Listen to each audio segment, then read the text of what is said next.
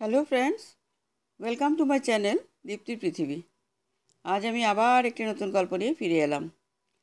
গল্পটি ভালো লাগলে লাইক এবং কমেন্ট করবেন এবং আমার চ্যানেলটিকে সাবস্ক্রাইব করে আমার পাশে থাকবেন।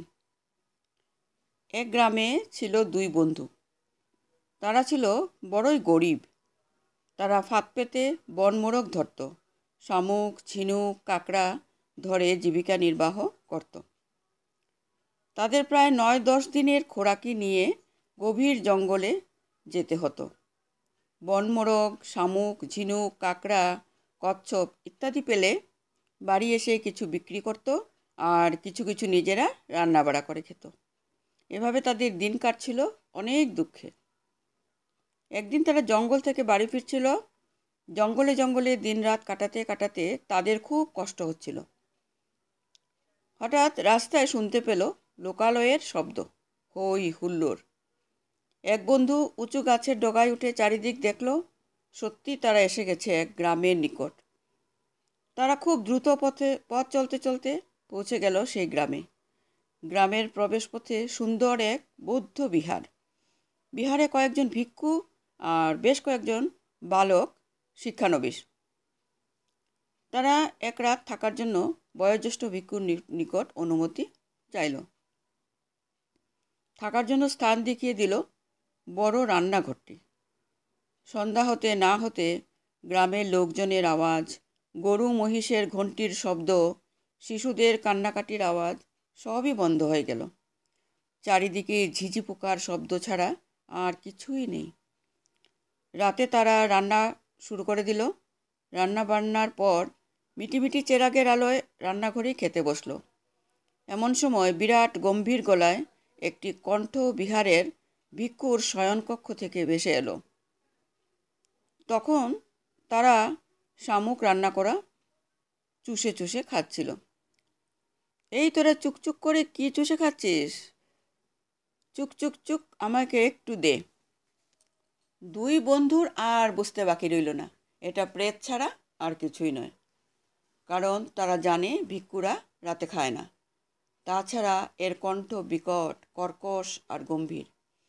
তারা ভয়ে ভয়ে বলল, আসছি, তোদের আসতে হবে না, আমার এইখানে তুলে দে। একথা বলার পরই একটি বিরাট জিহ্বার অগ্রভাগ রান্নাঘরে প্রবেশ করলো। জিহ্বার সে কি ভয়ানক বিশ্রী গন্ধ, আর তার জলে ভেজা লালসার জল টপ টপ করে পড়ছে।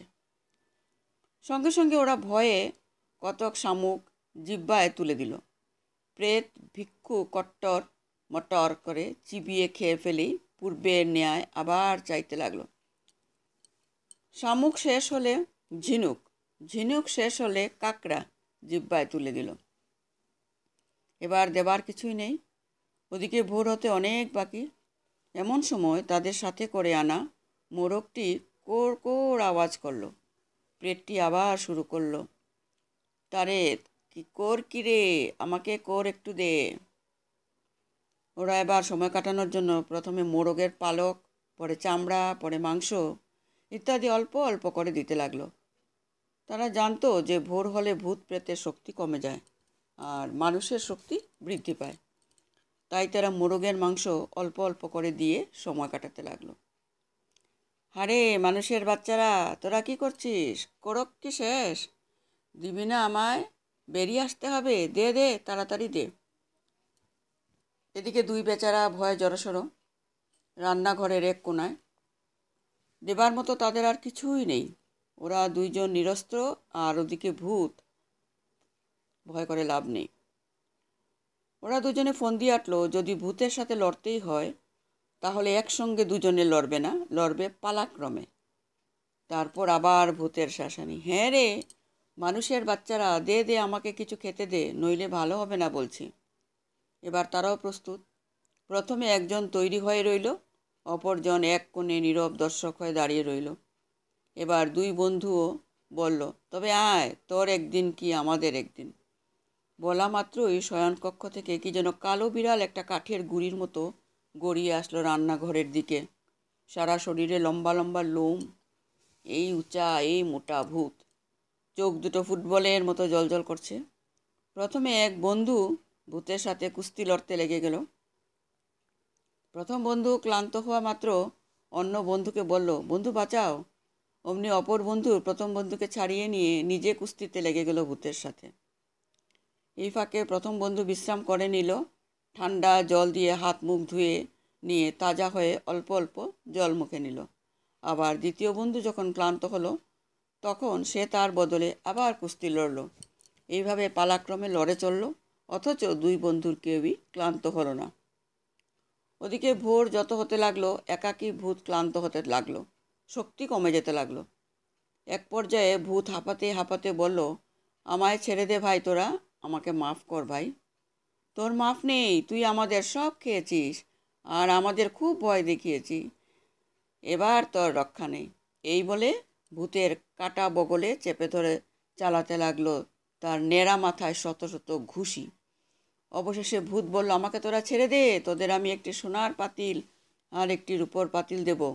সিঁড়ির গোড়ায় মাটির নিচে পোতা আছে। এক বন্ধুকে অন্য বন্ধু, যা দেখে আয় সত্যি কিনা বন্ধু। অন্য বন্ধু গিয়ে দেখে, হ্যাঁ ঠিক কথা, ছেড়ে দে ছেড়ে দে। তখন সূর্য উঠেছে, ভূতটাকে ছেড়ে দিল। সিঁড়ির গোড়া থেকে সোনা রূপার পাতিলগুলো তুলে নিল। দুই বন্ধু বাড়ি ফিরে গিয়ে সোনা রূপার পাতিল বিক্রি করে হয়ে গেল বিরাট জমিদার। বাকি জীবনদান দক্ষিণা করে আরাম আয়াসে কাটিয়ে দিল। নমস্কার।